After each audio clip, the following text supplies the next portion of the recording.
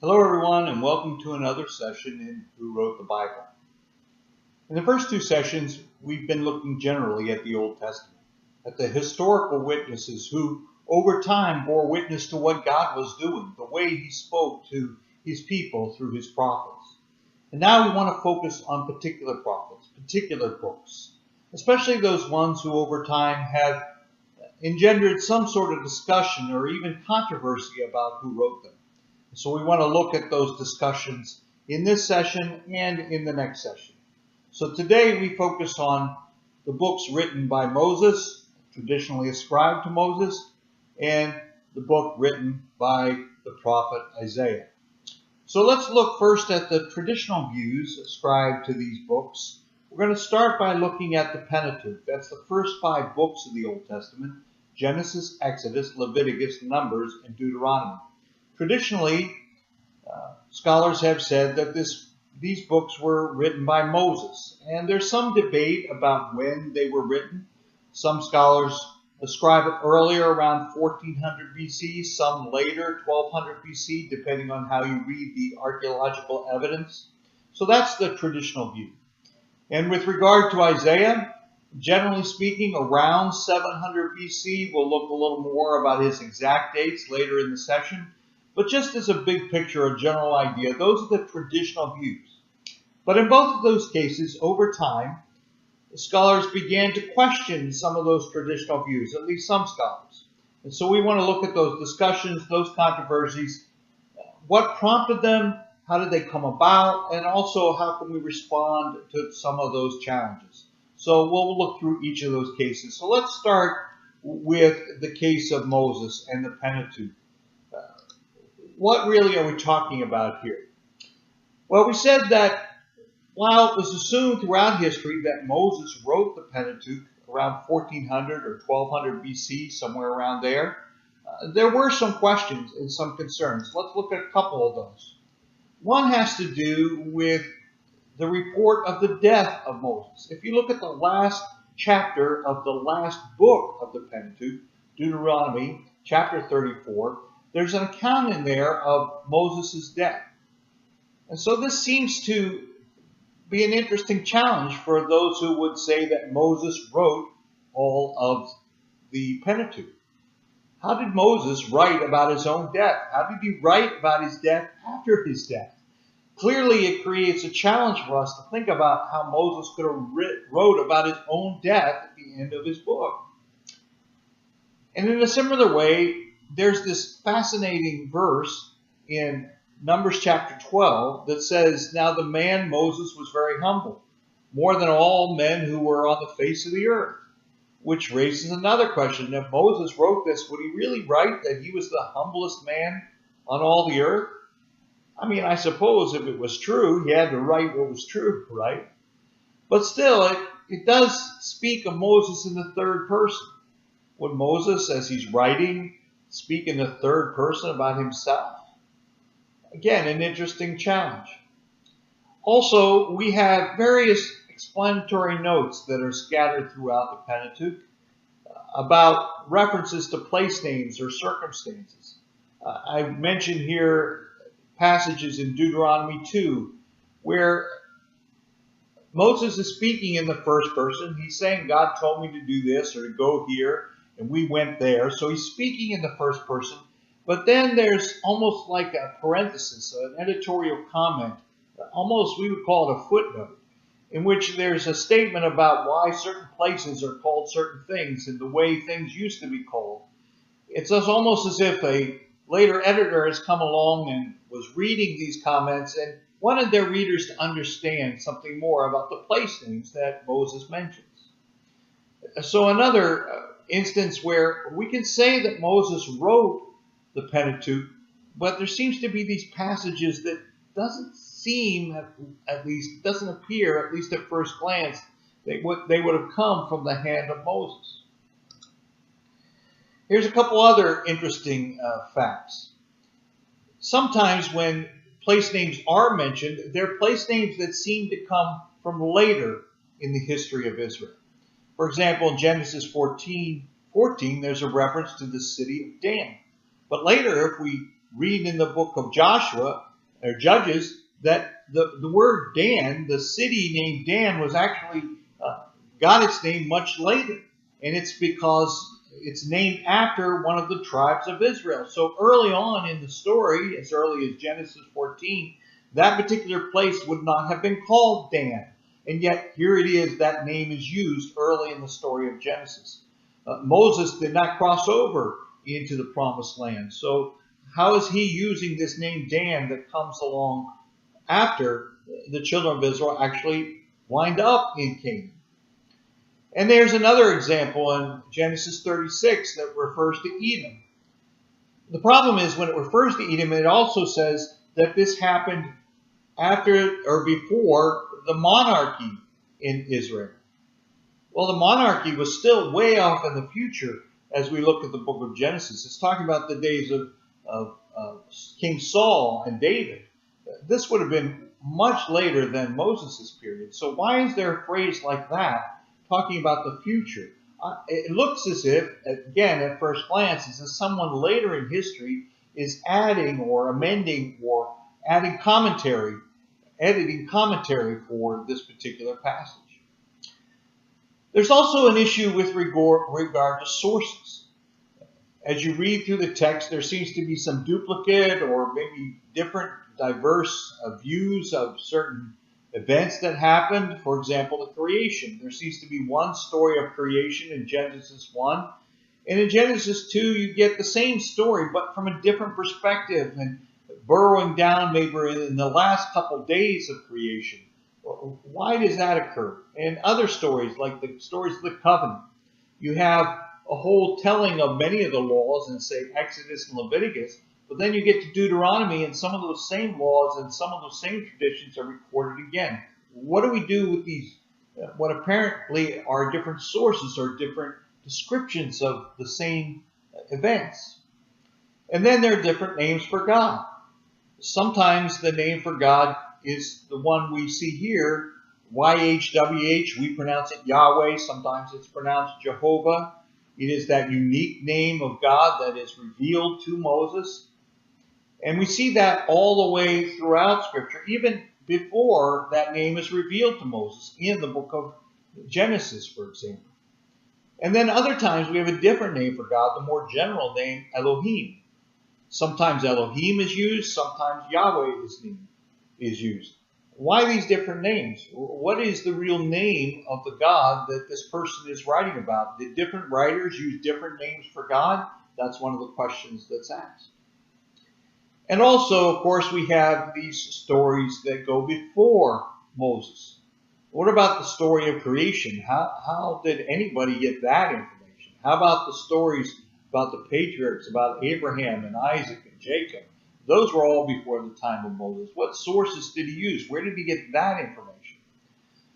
So all these things, when put together, made some people begin to question. Well, we've assumed that Moses wrote all these books, but there seems to be some material in the context of these books, within these books, that at least at first glance, at first reading, doesn't appear like they came from the hand of Moses.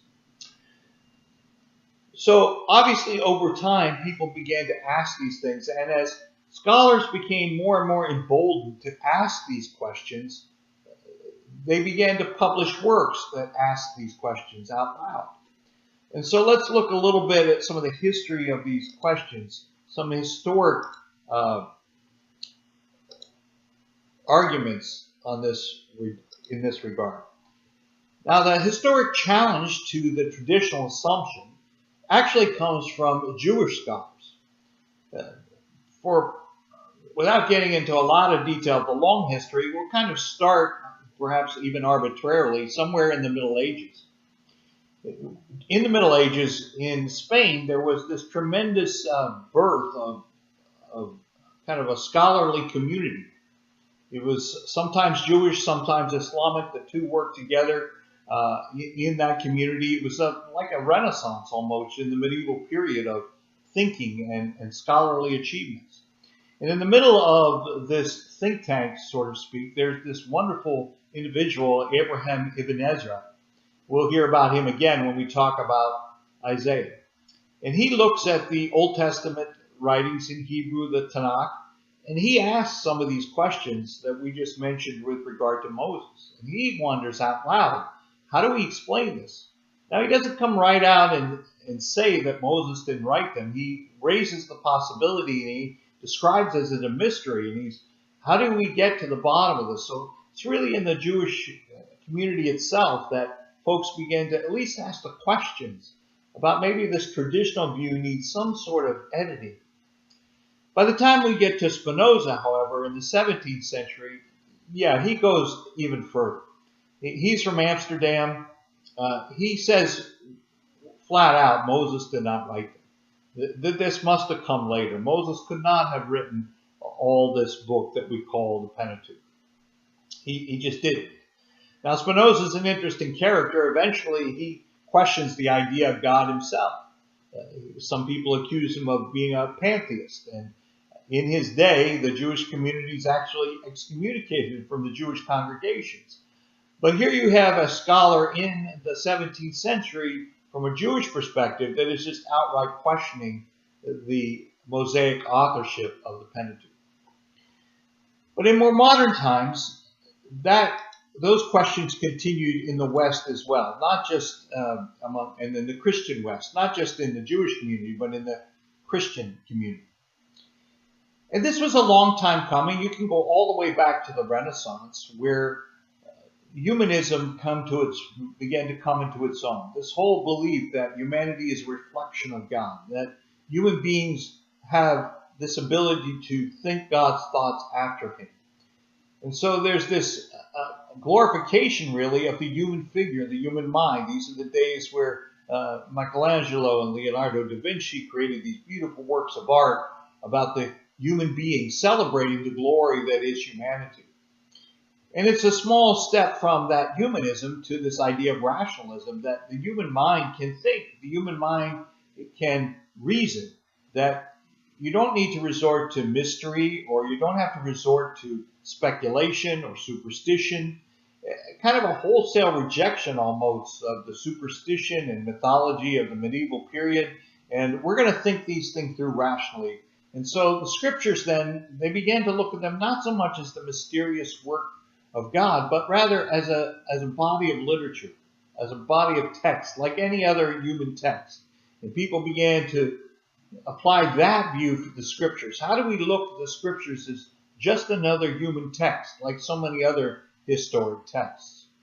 And some of the names I mentioned here in the development of that thought, especially as it applies to the Old Testament, you have Astruc, Eichhorn, DeWitt, Groff, and Bellhausen. Those are the kind of the founders of this modern movement that began to question the traditional assumption with regard to Moses. I mentioned Friedman there. He is still very much with us, and he's publishing. He's a world-renowned scholar. I think he just came out with a book on the Exodus, the historic reliability of the Exodus. But he's someone who's, for a long time, kind of taken these modern challenges to the Mosaic authorship. He's also from a Jewish tradition, actually. And he is talking about those sources and how we can look at Moses and his involvement along with these other sources. And the theory that he propounds and the theory that comes out of this modern challenge period is a theory known as the documentary hypothesis, JETP. And I thought we might go over that a little bit, just so you're aware of what it is. If you go to most universities, most secular universities or colleges that teach history of the Bible, this is the theory that they're exposed to, that they're taught in some form or another. In some of the more progressive seminaries, this is taught. So we kind of ought to be aware of what it is. Basically, the idea is that rather than the entire Pentateuch being written around 1400 to 1200, it's really a product of later ages. And in some sort of outline, in some sort of way, it can be boiled down into these four groups of documents, if you will. One is the J document, and it is most of the material that uses that name Jehovah or Yahweh. Wherever that name of God is used, it's kind of the earlier document, it is believed, and is really around the formative time. But rather than assigning that to Moses at 1400 to 1200, they see that as a later time, after the monarchy was established. Remember, I said that that was one of the challenges. Some of those comments seem to come later, after there's a kingdom in Israel. And that usually is associated with Saul, Samuel, somewhere in 1000 BC, something like that. And so the idea is that the first documents, the earliest documents, were composed just after the monarchy, around 950 BC, something like that. Then there's a second group of documents that uses this name of God, Elohim, predominantly. And this comes at a time where there's a ongoing challenges, the divided kingdom, coming into the divided kingdom, just before the kingdom divides. It has to do with the national interaction of the kingdom with other gods. And so that document is usually assigned just before the fall of the northern kingdom, around 750 BC. Then we have another group of documents, according to this theory, that come around the time of revolution, or I should say Reformation, around Josiah and other kings. So around 650 BC, something like that, where there's a reformation of Jewish practice, religious practice, legal practice. And so some of these laws, especially the book of Deuteronomy itself, they get put together later in this process. And then the last group of documents come right before the fall of Jerusalem, right before the conquest of Babylon. The idea there is that there's an internal struggle going on about who are the real priests, in which families should be in charge. And so there's a lot of documents about the priesthood descending from Aaron and so forth. And so the idea is that the priestly documents, they're probably right before the fall of Jerusalem in 587. And then after the exile, after Babylon is conquered and the children of Israel are carried away to captivity in Babylon, then they settle down and began to assemble some of these documents into one collection that are completed kind of by the end, when the children of Israel come back into the land and begin to set up the temple, that by the end of, let's say, Malachi, somewhere like there, he's around 400 BC historically. They figure about then is when all the documents finally get assembled into what we see now as the Pentateuch. So that's the general idea. That's the general outline of JDP. And as I said, that's the majority opinion. Outside of conservative evangelical scholars, this tends to be the predominant view. So how do we respond to that? Well, let me just give a few thoughts about how I respond and my point of view. The first thing I would say is, let's not overreact one way or the other. I mean, I think sometimes we feel like we're caught in a dilemma. Like we either have to say Moses wrote every single word of the Pentateuch, and if we deny that in any way, somehow we're rejecting the divine inspiration of Scripture. So let's, first of all, set that aside. We don't have to go to that extreme. By saying that Moses is the author of the Pentateuch, we're not necessarily saying that he wrote every single word in the Pentateuch. We allow for the fact that later editors could have come along and added other material there. That doesn't deny inspiration. It's still God's God-breathed story. I mean, the Pentateuch itself is not claiming that Moses wrote every single word.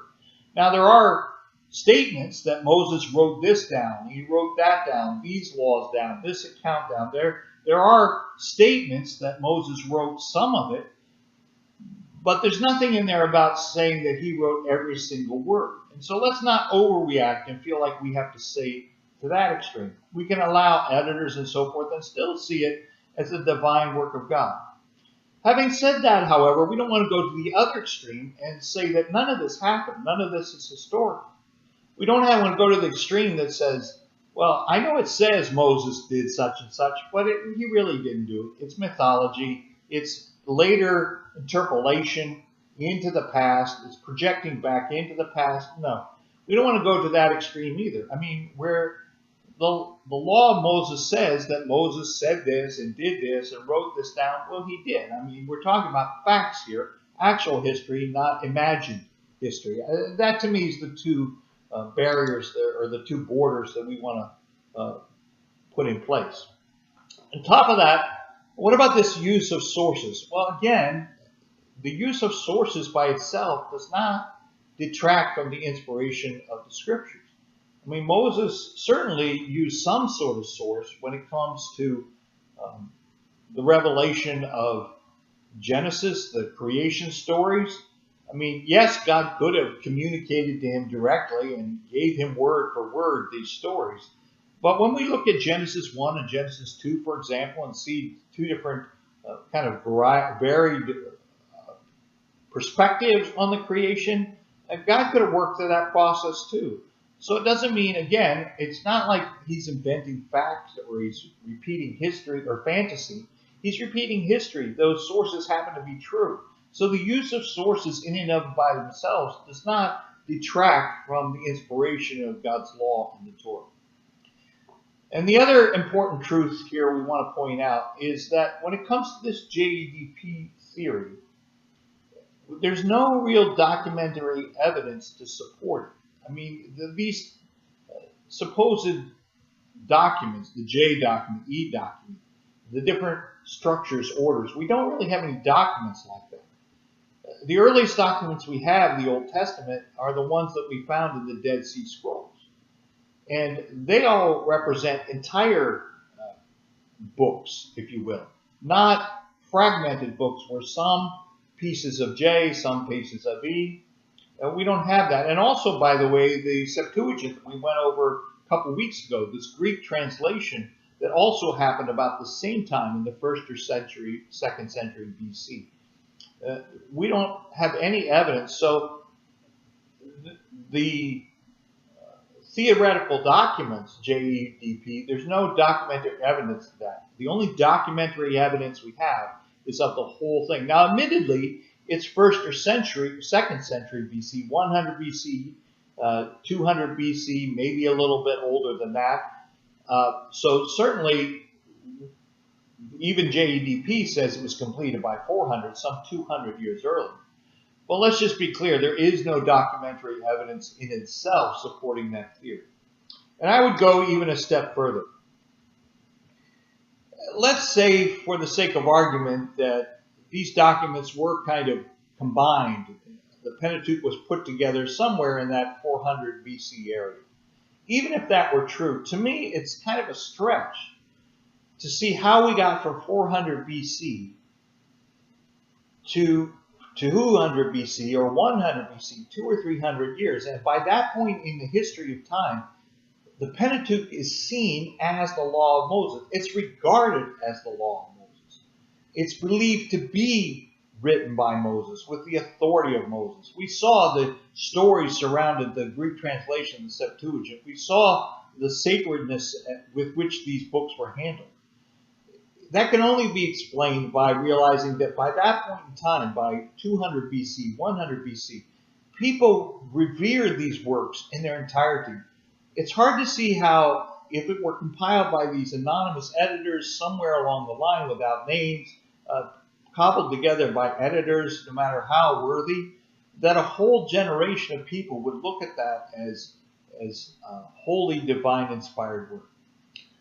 So, in balance, then, I would say the preponderance of the evidence argues for the unity of these 5 books.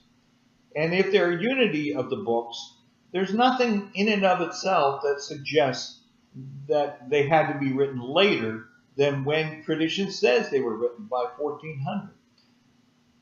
However, we do acknowledge at the same time that there probably was some editorial work that happened later in time after the monarchy took place, where editors went back through and clarified some of what Moses had left.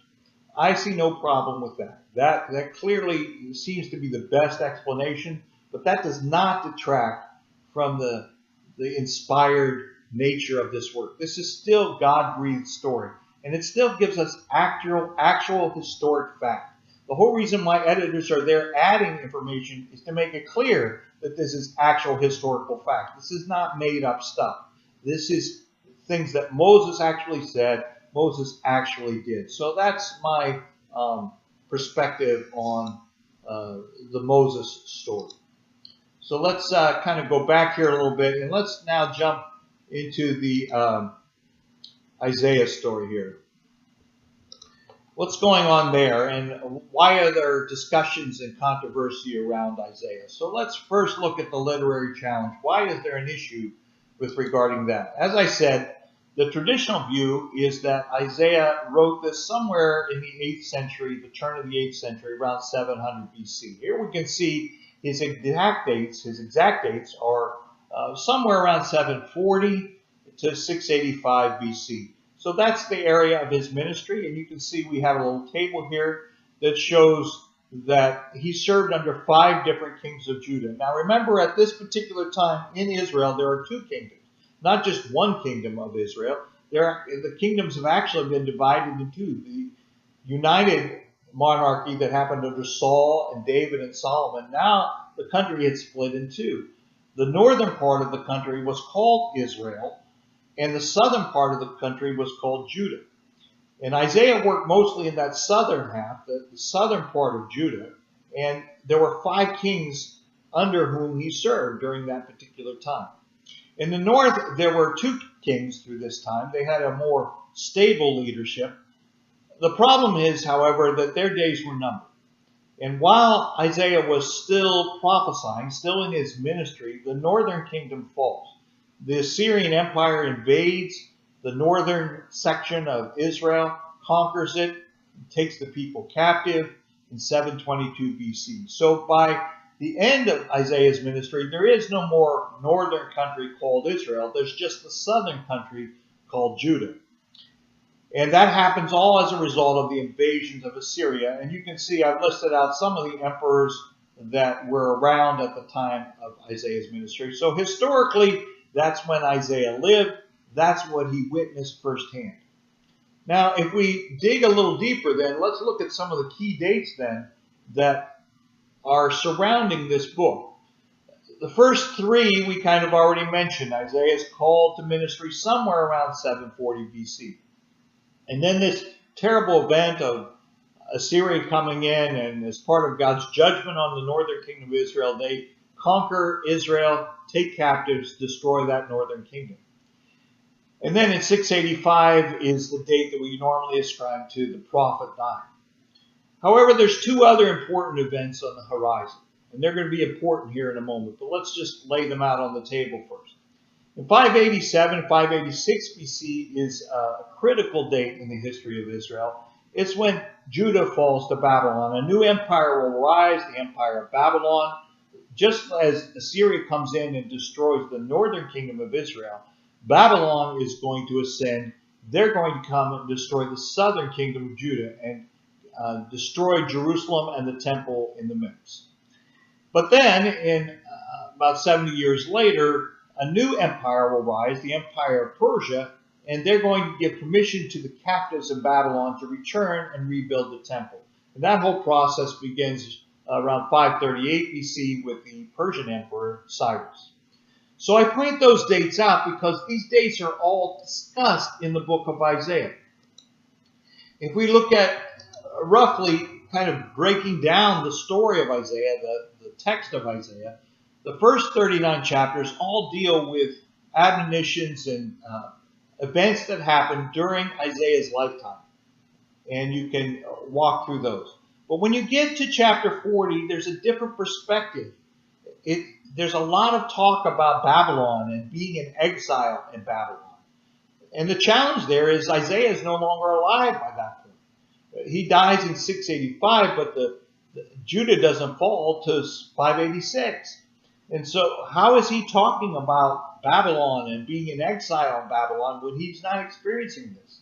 Let alone the later sections that talk about returning from exile and what goes on there. So a lot of talk of future events after the dates of Isaiah. In fact, it even goes deeper than that. Isaiah gives specific predictions. Now, some of them occur while he's still alive. For example, this first prediction that I mentioned here, he predicts ahead of time in Isaiah chapter 7 that Assyria is going to come destroy Damascus and Israel. It hasn't happened yet this early in Isaiah's ministry, but Isaiah's looking ahead. And sure enough, by 722 BC, that prophecy is fulfilled. So we have this expectation setting going on. God is giving prophecies that will be fulfilled in the short run, so that when they happen, people can look back and say, yeah, God said he was going to do that through the prophets. So Isaiah is prophesying what will happen in the future. Well, as the story unfolds throughout Isaiah, even further ranging prophecies happen. Isaiah is seeing things further out in the future. God is giving him visions of things that happen out in the future. For example, in Isaiah 47 and in other places, I just gave you this text, Isaiah sees explicitly that Babylon will come and take Judah captive. And that doesn't occur until many years after Isaiah dies.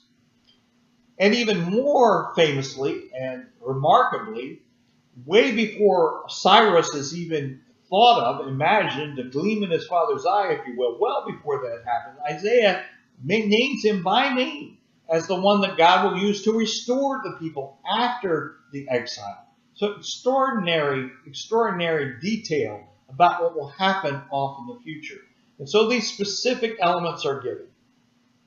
Now let's back up for a moment. Remember what we're dealing with here. We're dealing with a period of time where people are looking at the scriptures now as normal human documents. How do we explain that? That there's prophecy in here about somewhere out in the future after Isaiah is actually alive. How do we respond to that? Well, again, historically, the challenges start inside of the Jewish community. And again, we have those folks that are active in and around Spain in the 11th and 12th centuries. This is where the questions begin. And again, our friend Abraham ibn Ezra is the one that kind of goes on record and saying, listen, we need to think about whether Isaiah wrote every single word in Isaiah. He's dealing with things that happen out in his future. So from a purely human perspective, it doesn't really appear that Isaiah would have written these things. So again, what began as a Jewish controversy in the Middle Ages, as it develops in the West, especially among Christian scholars, those theories are developed. So at first, it's a to Isaiah kind of phase. It's recognized that one group of writings, that first section from 1 to 39, appear to talk about Isaiah's own time during his time in Judah before his death. But this second group of material, the material from Isaiah chapter 40 on, the one that deals more with the Babylonian exile and later with return, that might have been a second Isaiah, perhaps also named Isaiah.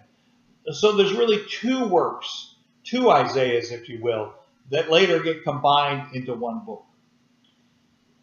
But then that theory is developed further, and you have scholars coming along in the 19th century that look at that and say, you know, that last bit where we're talking about Persia and the return of the exiles, you know, a lot of that language seems to indicate that it comes from Judah. Like people are actually referring to Judah's time frame, Judah's geography, Judah's worship practice. So there's a piece that seems to be written after the children of Israel came back into the Holy Land. And so they suggest three Isaiahs. One from 1 to 39, historic Isaiah there in Judah. A second section that is written by a different Isaiah during the time of the Babylonian captivity. And a third Isaiah that now writes after the return. More recently, there seems to be another group of folks into the 19th and 20th century, and this is probably prevalent in many schools right now. It's that this is really about the school of Isaiah. It wasn't about individuals, one Isaiah or two Isaiahs or three Isaiahs. That probably there's a school of Isaiahs, a school of editors, a group of editors that over time have cobbled together these various writings ascribed to Isaiah and put it into one book. So that's another way of explaining why we have these different historical perspectives. So again, let me just give a few responses to that, and it's just my 2 cents. And again, I want to emphasize that we don't want to overreact here one way or the other. By saying that Isaiah is the prophet, we don't mean to say he wrote every single word and every single phrase that we find in the book by his name. We're allowing the fact that editors or secretaries came along and could write about Isaiah in the third person. So that doesn't detract from God's story. It doesn't detract from the history. But we would say that whenever the text says Isaiah said this or did this, or he's speaking in the first person, it happened. It's history. It's not mythology. It's not read back into the past. It actually happened the way it says it happened. So Isaiah is certainly responsible for the majority of the content that is bearing the book, for the book that bears his name. The other thing we have to insist on here is that we allow prophecy to do what prophecy intends to do. And this zeal to go back and see the book as a normal document, as a normal human document, we can do that, but we can't eliminate the reality that God uses this prediction of the future as part of his story. I mean, it's all essential to the whole argument of the book. I take this text from Isaiah 44 that says, "Who carries out the words of his servants and fulfills the predictions of his messengers?" This is a central message throughout the book. The idea that God can do what he says he's going to do. When he gives his messengers a message, he does that. And the whole point is to say that up front, to tell people years in advance about Cyrus, about destruction. He does that over and over again so that when it happens, people are sure that this is God's doing. This isn't an accident of history. This isn't a mistake. This is God predicting what will happen so that when it occurs, people say, wow, God said this was going to happen. He does what he says he's going to do. And those early prophecies, for example, the one where he talks about the fall of Assyria, or also in Isaiah chapter 7, when he talks about a son being born. On one level, it happens early. It happens in Isaiah's own lifetime, so that there's a short distance between the prophecy and the fulfillment. But then there's also prophecies. It's like God is getting us ready for longer range prophecies, longer range predictions. So in Isaiah 7, yes, it's fulfilled. There's a child promised. On one level, it's fulfilled in Isaiah's lifetime through his own son, whom he bears with his wife, but also it's a prediction of Jesus that comes centuries later. This prediction about the fall of Assyria, it's now going to be magnified when he talks about now. You thought that was good, that I could predict the fall of Assyria in a short period of time. Now he goes on record. Before Babylon was really a country that had to be dealt with, before Babylon was a threat at all, before Persia was even on anyone's horizon as an empire, way before any of this happened, God goes on record, puts in print, this is what's going to happen. A fantastic, absolute fantastic prediction. Not just the captivity, not just the destruction of the temple, but also to go beyond that and say, and the people will come back by this person named Cyrus. I mean, this is part of the whole argument of the book, that God is making this argument to his people ahead of time. So we're not willing to let go of that prophetic piece of this book, that God can and does give visions of the future that do in fact come place. We can't rule that out in terms of the way God reveals himself. Again, with regard to manuscripts, I give you a little picture at the bottom. That's a picture of a script that is found, a scroll that is found among the Dead Sea Scrolls. It's the earliest copy we have, Hebrew copy, of the whole book of Isaiah. And here again, from the 2nd century BC, 200 BC, something like that, maybe earlier than that, but certainly 200 BC, around there, we have this entire document, this entire book of Isaiah. So whatever edits would have happened, it couldn't have happened later than that. I mean, some of the early theories assumed that Isaiah was cobbled together somewhere in the 1st century AD. Well, that clearly can't be the case. We found an entire document. Again, it's not, we don't have any evidence of one section of Isaiah being kept as a separate document from the second section. They're Both in the Septuagint and in the Dead Sea Scrolls, they're seen as one document. And the last argument I would put forth is this idea that really, if you stand back and look at the whole argument of Isaiah, the first section and the second section go together. The two are basically building on one another.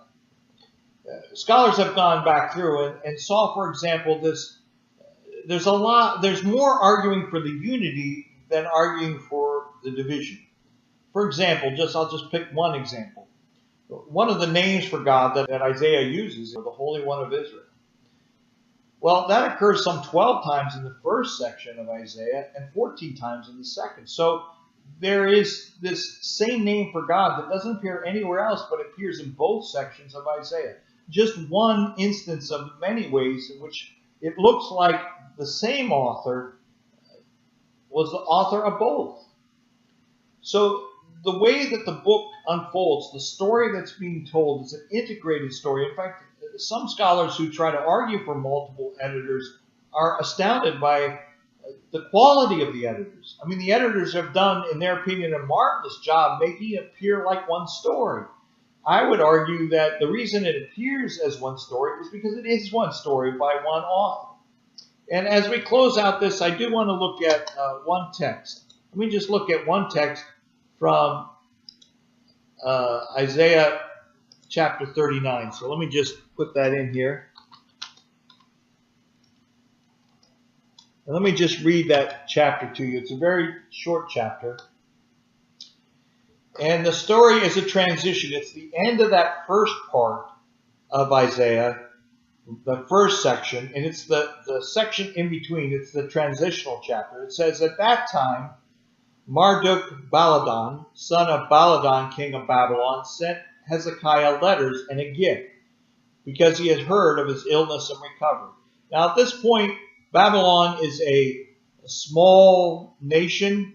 It is a client nation of Assyria at this point when Hezekiah is king. It's not a threat to Judah. And so this king who's seeking to build alliances with fellow enemies of Assyria comes to Hezekiah and Judah to become an ally against Assyria. And he comes, and there is this story earlier in Isaiah of Hezekiah's illness. Anyway, he comes with this gift, this kind of ways of building this alliance. And the text says that Hezekiah received the envoys gladly and showed them what was in his storehouses: the silver, the gold, the spices, the fine olive oil, his entire armory, and everything found among his treasures. There was nothing in his palace or in all his kingdom that Hezekiah did not show them. So here Hezekiah is showing this king of Babylon at this point all his wealth, all his riches, and kind of showing him where he keeps all the expensive stuff, all the expensive jewelry, all the expensive silverware, right? He shows this king of Babylon. And then the chapter goes on and says, then Isaiah the prophet went to King Hezekiah and said, what did those men say and where did they come from? From a distant land, Hezekiah replied. They came to me from Babylon. And the prophet asked, what did they see in your palace? They saw everything in my palace, Hezekiah said. There's nothing among my treasures that I did not show them. Then Isaiah said to Hezekiah, hear the word of the Lord Almighty. The time will surely come when everything in your palace and all your predecessors have stored up to this day will be carried off to Babylon. Nothing will be left, says the Lord. And some of your descendants, your own flesh and blood, will be born to you, will be taken away, and that will become eunuchs in the palace of the king of Babylon. And then Hezekiah's response, the word of the Lord you have spoken is good. Hezekiah replied, for he thought there will be peace and security in my lifetime. Great leader, right? He's thinking of himself there.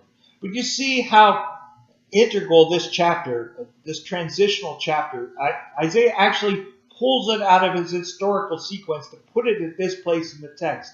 He's building a foundation for what is to come in the following chapters. This time of captivity under Babylon. The idea here is that Babylon, that fulfillment that was at the time when nobody would have suspected Babylon to be an empire, It will become an empire. So you can see that chapter 39 is an intricate part of the bigger picture. It's laying a foundation for the next picture. So it's just another argument to show that the text as it stands is telling one story. So again, on the whole, I would say that the arguments for one story and one author are much stronger than the arguments for multiple stories and multiple authors, on balance. And I say this as somebody that didn't just try to repeat the tradition. I'm not just trying to find ways to prove the traditional opinion. Having studied this and worked through, I want the truth. I want to know what actually happened. I want to know if this word in front of me is a believable text. And it seems to me that if you are willing to accept the premise that God can and does reveal the future through his prophets, that that's part of his way of communicating his people. And on the larger scale, that makes sense in the big story of God. That is the way God is getting us ready for the coming of his Son. It seems to me that on balance, if you are willing to accept that supernatural kind of assumption that God can and does do that, then the arguments for the unity of Isaiah are much stronger than the arguments against it. So what is our conclusion then? We just put this out. While many alternatives have been proposed to the traditional views that both Moses and Isaiah are responsible for the works bearing their names, it seems to me that none of these alternatives have demonstrated their cases beyond a reasonable doubt. In other words, once you're willing to accept the fact that God can and does reveal himself through these authors, there are literary challenges, there are questions being posed. I think we're justified in looking at those. And as I said, in the end, we are willing to admit, and it seems logical to admit, that some editorial work has gone on in these texts. But in the long run, that doesn't detract from the inspired nature of these texts. God is still telling his story. But what we're unwilling to do is kind of disregard these stories as mythology, as made-up history. No, these are historic works. God actually worked the way these works say it happened. God is giving us a foundation in history. He's giving us living flesh and blood examples of what he's doing in his world, preparing all of this for the coming of his Son. So that's my conclusion. That's my recommendation. Take it or leave it, however you want. But I did want us to be aware of some of the discussions that are out there. Make sure you come back next week. We're going to look at the prophet Daniel. That's another book that's created a great deal of controversy and a great deal of discussion. So we're going to look at that a little bit, and hopefully we'll have time also to take a look at the book of Esther. So that's our agenda for next week. We'll see you next week here in our course, Who Wrote the Bible?